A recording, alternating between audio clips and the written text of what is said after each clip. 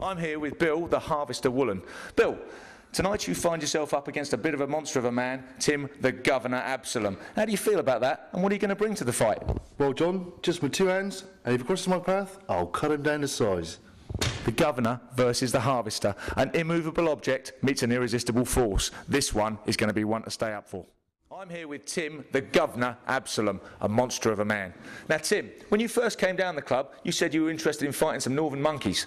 We couldn't find you that, and now you find yourself up against the Harvester. How does that make you feel? Fantastic. Bring Farmer Boy on. That boxer ring is my manor. He comes in my manor, he's in a world of pain.